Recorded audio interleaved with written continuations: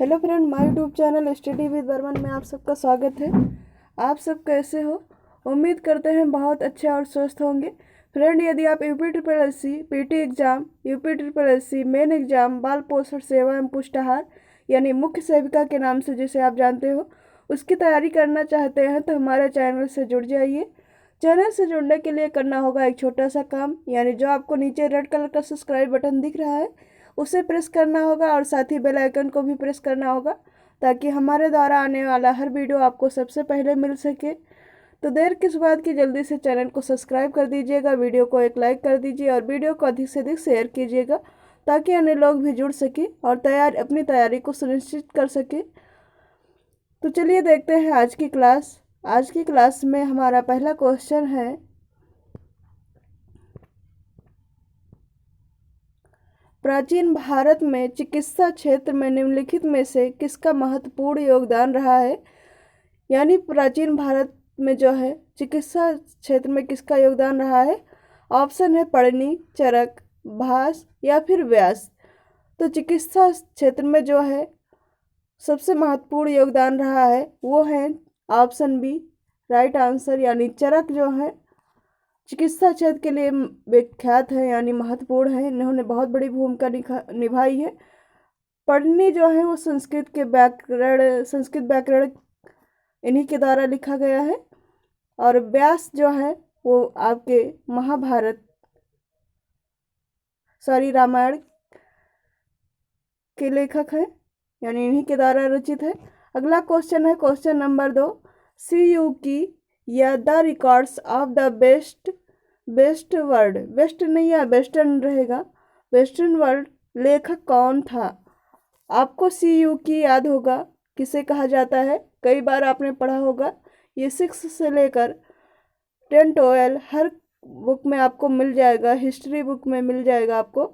Option है Fahien, Marco Polo, Abdul Razzaq या फिर हेनसांग। इसका राइट आंसर होगा ऑप्शन डी, यानी हेनसांग ने जो है CU की नामक पुस्तक लिखी थी। अगला क्वेश्चन है हमारा क्वेश्चन नंबर 3, हाल ही में किस राज्य ने resident safety and security act नामक बहुउद्देशीय परियोजना लागू किया है। आपको बताना है resident safety and security act ये एक बहुउद्देशीय परियोजना है और इसे लागू करने वाला कौन सा राज्य है। ऑप्शन है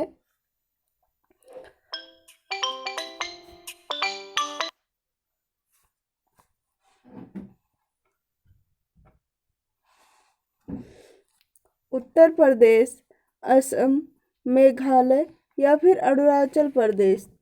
तो आपको बताना है कि जो ये रेसिडेंट नामक परियोजना है इसे किसने शुरू किया था, यानी किसने लागू, कौन करेगा। तो इसका राइट आंसर होगा ऑप्शन बी, यानी असम जो है ये परियोजना शुरू करेगा। राइट आंसर ऑप्शन बी रहेगा। हमारा अगला क्वेश्चन है,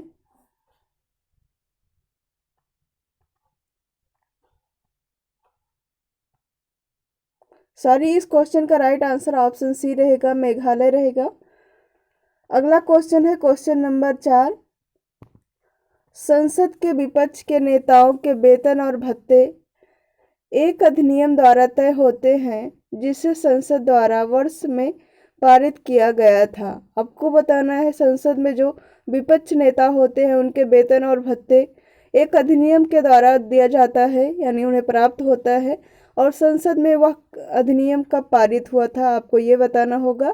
ऑप्शन है 1972, 1975, 1977 या फिर 1980।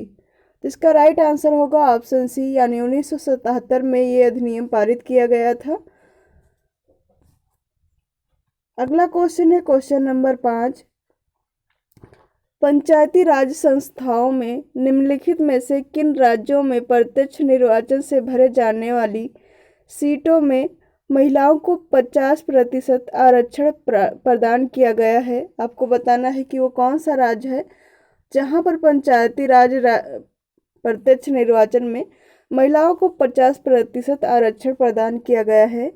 ऑप्शन है उत्तर प्रदेश, उत्तराखंड, त्रिपुरा या फिर असम।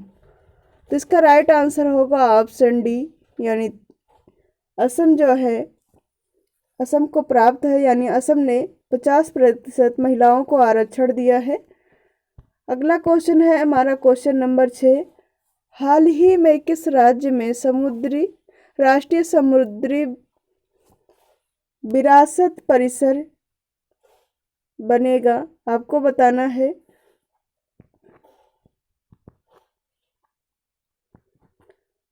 किस राज्य में ये परियोजना शुरू की जाएगी, यानी समुद्री विरासत परिसर बनाया जाएगा? ऑप्शन है मध्य प्रदेश, गुजरात, गोवा, तमिलनाडु। तो ये सभी जो राज्य हैं, गुजरात, गोवा और तमिलनाडु, ये समुद्र के किनारे वाले राज्य हैं, बल्कि मध्य प्रदेश जो है ये मध्य का भाग है, तो यहाँ पर नहीं है, बल्कि इसका राइट आंसर ऑप्शन सी रहेगा, यानी ये समुद्र से जुड़ा हुआ है, समुद्री परियोजना रहेगा, ये परिसर होगा, विरासत है, यहाँ पर विस्तृत आ गया है, तो इस पर का राइट आंसर ऑप्शन बी रहेगा। अगला क्वेश्चन है क्वेश्चन नंबर 7। निम्नलिखित में से कौन सा भूक्षरण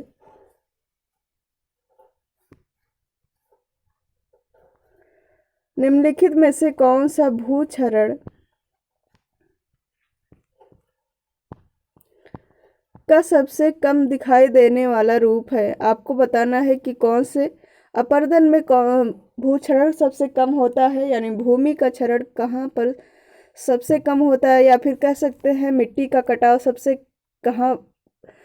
कम कहाँ पर होता है?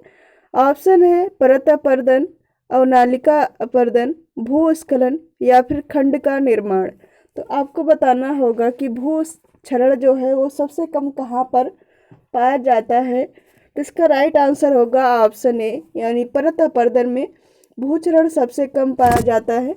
यहाँ पर आप एग्जाम्पल देख सकते हैं, आपके उत्तर प्रदेश ही नहीं, जो आपका मैदानी इलाका है उन सभी में भूक्षरण कम पाया जाता है, बल्कि जहाँ पर मरुस्थलीय क्षेत्र है वहाँ पर भूक्षरण अधिक पाया जाता है। अगला क्वेश्चन है क्वेश्चन नंबर 8। हाल ही में अंतर्राष्ट्रीय विज्ञान और रिलेशन एजेंसी ओग्लिवी का सीईओ किसे नियुक्त किया गया है? ऑप्शन है देविका बुलचंदी, रंजीत रथ, रविंदर टक्कर या फिर इनमें से कोई नहीं। तो अंतर्राष्ट्रीय विज्ञान रिलेशन का जो सीईओ नियुक्त किया गया है वो एक महिला है, देविका बुलचंदी, यानी राइट आंसर ऑप्शन ए रहेगा। हमारा अगला क्वेश्चन है क्वेश्चन नंबर 9।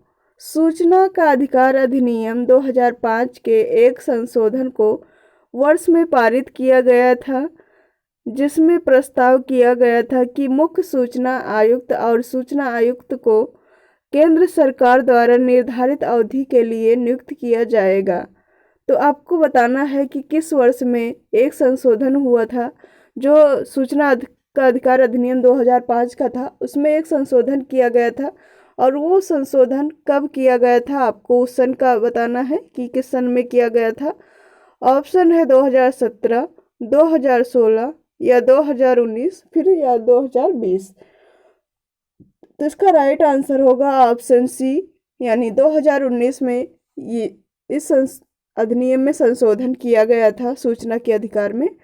अगला क्वेश्चन है क्वेश्चन नंबर 10।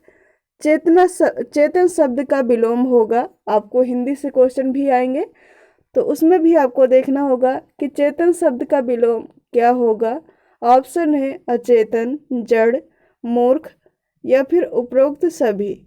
तो इसका राइट आंसर होगा ऑप्शन डी, यानी ये सभी जो है चेतन शब्द के विलोम शब्द हैं। हमारा अगला क्वेश्चन है क्वेश्चन नंबर 11। ओखली में सिर देना मुहावरे का अर्थ होगा। आपको बताना होगा इस मुहावरे का अर्थ क्या होगा, यानी ओखली में सिर देने का अर्थ क्या होगा। ऑप्शन है गर्व से चलना, घमंड चूर होना, जानबूझकर संकट मोल लेना, चुप रहना। तो ओखली में सिर देने का राइट आंसर होगा ऑप्शन सी, यानी जानबूझकर संकट मोल लेना, ओखली में सिर देना होगा। हमारा अगला क्वेश्चन है क्वेश्चन नंबर 12। निम्न में से इक्वाडोर की राजधानी है। ये विश्व की बात की जा रही है, आपके क्वेश्चन में आता है एग्जाम में, एक दो क्वेश्चन आपके इससे रहते हैं, राजधानी या मुद्रा से पूछे जाते हैं। तो यहाँ पर हमने अभी राजधानी पूछा है, यानी इक्वाडोर की राजधानी आपको बताना है ब्राजीलिया, क्वेटो, जॉर्ज टाउन या फिर मॉस्को। तो इसका राइट आंसर होगा ऑप्शन बी, इक्वाडोर की राजधानी जो है वो क्वेटो है। हमारा अगला क्वेश्चन है क्वेश्चन नंबर 13। 2011 की जनगणना के अनुसार निम्नलिखित में से किस राज्य में KM जनसंख्या घनत्व सबसे अधिक है, यानी 2 किलोमीटर के दायरे की जो जनसंख्या है, सबसे अधिक घनत्व वाला राज्य कौन सा है, आपको ये बताना है। ऑप्शन है झारखंड, महाराष्ट्र, गुजरात या फिर असम। तो इसका राइट आंसर होगा ऑप्शन ए, यानी झारखंड जो है इस दायरे में सबसे अधिक जनसंख्या घनत्व वाला राज्य है। अगला क्वेश्चन है question number 14। Bacille Calmette Guerin के लिए एक टीका है, आपको बताना होगा वो कौन सा टीका है। इसका जो ये BCG का फुल फॉर्म है, आपको बताना होगा कि ये टीका किस लिए दिया जाता है। ऑप्शन है टाइफाइड, यक्ष्मा, प्लेग या फिर गलसुआ। तो बेसिल कैलमेंट गुएरिन टीका जो यानी BCG का टीका जो है वो यक्ष्मा के लिए दिया जाएगा। यक्ष्मा यानी क्षय रोग, TB रोग या तपेदिक रोग, सब एक ही है। अगला क्वेश्चन है क्वेश्चन नंबर 15।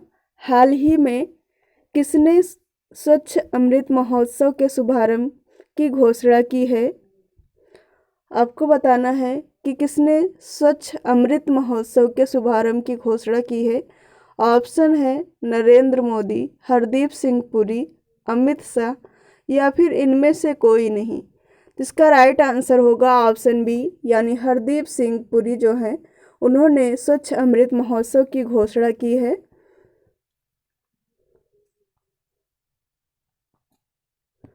अगला क्वेश्चन है क्वेश्चन नंबर 16। निम्नलिखित में से कार्य करने की दर क्या कहलाती है, आपको बताना होगा। ये फिजिक्स का क्वेश्चन है। ऑप्शन है शक्ति, ऊर्जा, बल या फिर आवेग। तो इसका राइट आंसर होगा ऑप्शन ए, यानी कार्य करने की दर जो है वो शक्ति कहलाती है। हमारा अगला क्वेश्चन है क्वेश्चन नंबर 17। चंद्रप्रभा अभ्यारण्य में प्रमुख रूप से कौन से वन्यजीव पाए जाते हैं। ऑप्शन है नीलगाय, तेंदुआ, सांभर या उपरोक्त सभी। तो सबसे पहले जान लीजिए, क्वेश्चन में पूछा जाता है कि चंद्रप्रभा अभ्यारण्य कहाँ पर स्थित है। तो ये आपके उत्तर प्रदेश में स्थित है और इस अभ्यारण्य में ये सभी पाए जाते हैं, यानी राइट आंसर। यहाँ पर एक और रहेगा भालू। ये चारों चीज़ें मुख्य रूप से पाई जाती हैं, यानी भालू, नीलगाय, तेंदुआ और सांभर चंद्रप्रभा अभ्यारण्य में पाए जाते हैं। अगला क्वेश्चन है क्वेश्चन नंबर 18। ग्रामीण क्षेत्रों में ऋण सुविधाओं के लिए किस सिफारिशों पर क्षेत्रीय ग्रामीण बैंकों की स्थापना की गई थी, आपको बताना है कि किस समिति के अंतर्गत ये सेवाएं प्रदान की गई थी, यानी ग्रामीण बैंक की स्थापना की गई थी। ऑप्शन है केलकर समिति, रेखा समिति, नरसिम्हा समिति या फिर टंडन समिति। तो इसका राइट आंसर होगा नरसिम्हा समिति की सिफारिशों पर ही ग्रामीण क्षेत्रीय बैंकों की स्थापना की गई थी।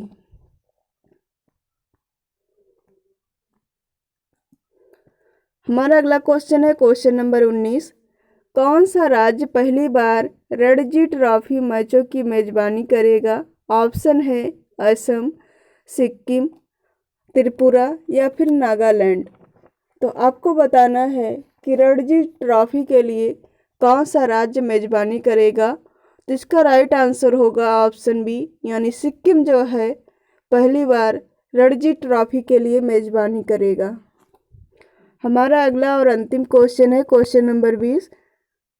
भारतीय संविधान के अनुसूची 5 यानी बी के संदर्भ में अनुसूचित क्षेत्रों की घोषणा किसके द्वारा की जाती है? ऑप्शन है राष्ट्रपति, संसद, राज्य के राज्यपाल या फिर राज्य विधानमंडल। तो किसी भी क्षेत्र को संविधान के दायरे में रहकर किसी भी क्षेत्र को अनुसूचित क्षेत्रों की घोषणा जो है वो राष्ट्रपति के द्वारा ही की जा सकती है, यानी ये अधिकार केवल राष्ट्रपति को है। इस प्रकार आज के 20 क्वेश्चन यहीं पर कंप्लीट होते हैं। कमेंट के माध्यम से हमें बताइएगा कि आपके कितने आंसर सही हो रहे हैं और क्लास कैसी लगी ये भी कमेंट करके बताइएगा। एक लाइक कर दीजिएगा लास्ट में पूरा क्वेश्चन देखने के बाद। मिलते हैं नेक्स्ट क्लास में।